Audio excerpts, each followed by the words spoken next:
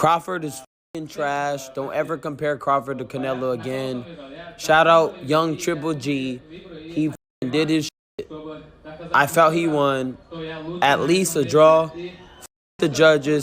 You weirdos. You guys suck ass. And Crawford, you're not pound for pound. Suck dick. You never fought nobody good. You fought Spence that had a car accident. Fuck you, bitch. Before this fight, Eddie Hearn, the renowned promoter, confidently forecasted its outcome. Hearn believed that this specific incident would mark a sea change in Madrim's career and could put him on the map. He's ready to knock out Terence Crawford in Los Angeles. This is the fight that turns Israil Madrimov into a superstar, Hearn said on Twitter earlier this week.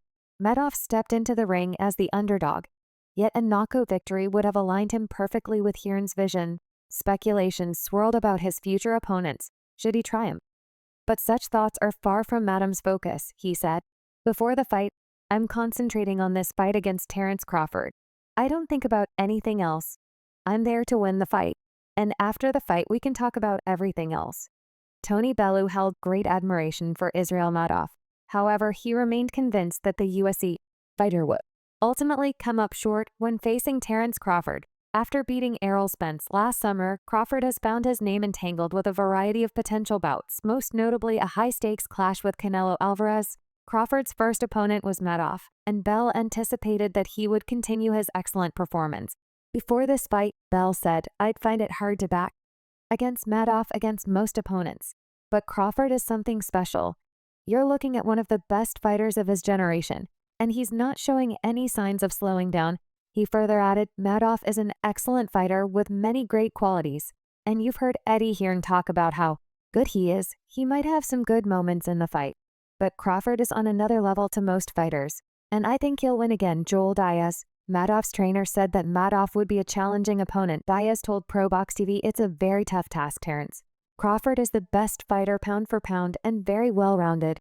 It's an honor to work on a plan to beat him. We have a good strategy with a good fighter." Diaz continued, "You don't know what to expect with Crawford and Madrimov. Is the same way they both dominate their stances from both sides. So we've had good left-handers, right-handers, speed guys, so we can be ready. We'll expect plan A, B, and C versus Terence Crawford. We know who we're stepping into the ring against." They were optimistic going into the bout, according to Diaz. He added, "He's been 100% disciplined. He makes his opponent uncomfortable, and it's not going to be easy for Crawford. Israil is very confident." Virgil Ortiz Jr. predicted that Terence Crawford would be securing a swift knockout victory in his championship bout against Israil. Madrimov. Crawford, now 37, had one of the least impressive resumes for a multi-division world champion, on par with Adrien Broner. Similar to Broner, Crawford has faced long periods of inactivity, and when he does step into the ring, it's often against less challenging opponents like David Ainen or fighters past their prime, such as Shawn Porter and Errol Spence. "Easy work. Him up. He was probably around 180, said trainer Robert Garcia to ES News, talking about Israil Madrimov during his sparring with Virgil Ortiz Jr. "That's the real reason why I say Crawford is going to get him. I've been in the ring with him. Crawford is going to get him in less than 7, said Virgil Ortiz, predicting an early knockout for Terence Crawford over Madrimov. Tensions were running high between Ortiz and the undefeated Madrimov following controversial remarks in a recent interview. Virgil Ortiz revealed that Madrimov claimed he was merely toying with him during their sparring session, stirring up a storm of animosity. Virgil Jr. remained unconvinced.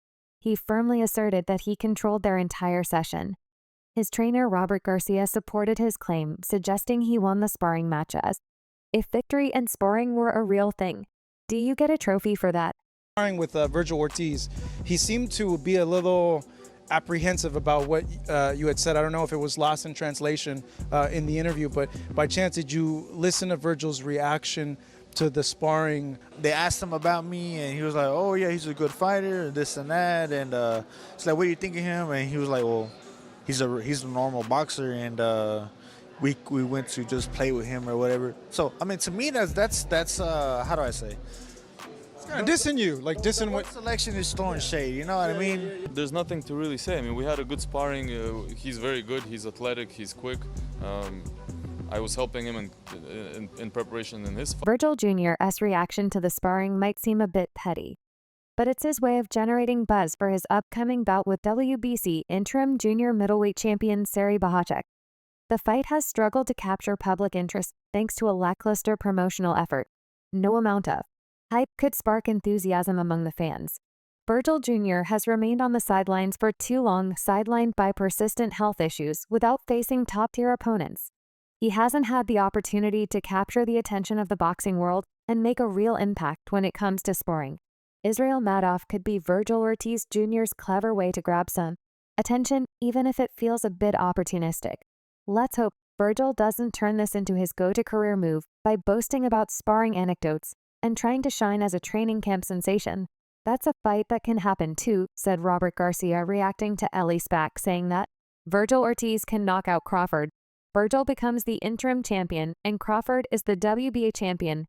That's the next fight that could happen too, so we go that direction too, said Robert, wanting Virgil to fight WBC junior middleweight champion Sebastian Fonder. Shawn Porter, former rival of Crawford, weighed in on the bout, expressing strong confidence that Bud would handle the challenge presented by Madrimov with ease. Porter told DAZN, "My first time looking at it was just this morning. I watched some Madrimov. I think that Terran, it always takes you a couple of rounds to see what these guys bring to you. I expect to see Madrimov in your face. I expect the stick to come out from Crawford." He further added, "I expect him to start the fight. Orthodox, I think this is going to be a fun fight.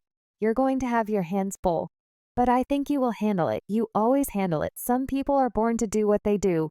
And this kid is born to do what he does, determined to take on Saul Canelo Alvarez at super middleweight. Eventually, Bud initiated his transition to the division by climbing to 154 PBS to face Israil Madrimov, who captured the WBA title. From Magomed Kurbanov earlier this year stood as Bud's first challenge in this new weight class. In April, Tim Bradley predicted that Crawford would crush Madrimov during their bout. Bradley remarked that Crawford beats anyone he faces in the ring, asserting that no one can defeat Terence Crawford. He mentioned that those attempting to outlast Crawford by waiting for him to age were mistaken. Bradley highlighted that 2 weeks prior, Crawford had completed 15 4-minute rounds, 12 with Shocker, and 3 with Shocker's cousin, with only 30 seconds of rest in between. He noted that Crawford had a fight scheduled for August and predicted that Crawford would crush his opponent at 54, including Madrimov. Crawford beats anybody he steps in the ring with. Anybody. He don't go, no one beats him. No one beats Terence Crawford. And everybody's trying to age him out. Bro, the dude 2 weeks ago did 15 4-minute rounds. 12 with Shakur, 3 with Shakur's cousin. 4-minute rounds, 30 seconds rest. Think about that. He has a fight when? August 3rd. So he'll do good at 54. He gonna crush this dude at 54.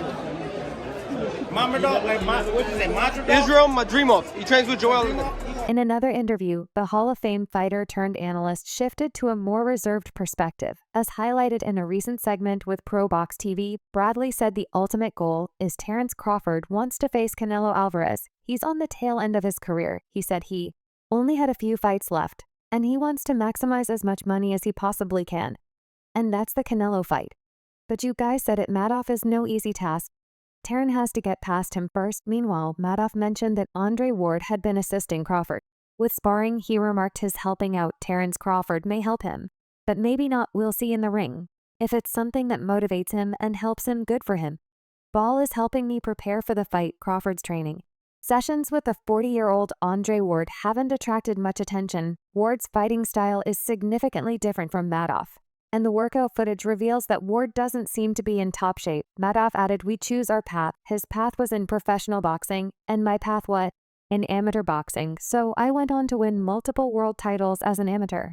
Madrimov's extensive amateur career has likely provided him with more experience compared to Crawford's professional record.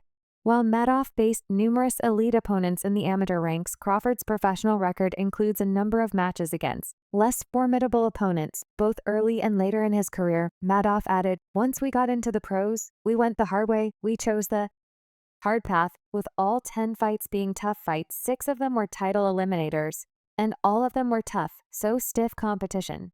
Yes, he's more known. But that's my opportunity before the fight." Eddie Hearn took the chance to provoke Crawford, but Crawford responded energetically in a video. Reflecting on his first world title win over Ricky Burns in Scotland, which Hearn had promoted, Crawford pointed out that he was 3-0 against Hearn. highlighting his undefeated record in fights promoted by Hearn and mentioning his victory over Hearn's top champion. But Hearn responded with humor, stating that Crawford still owed him for a hotel, breakfast, and suggesting that the Burns fight should have ended in a draw. The playful exchange became more serious.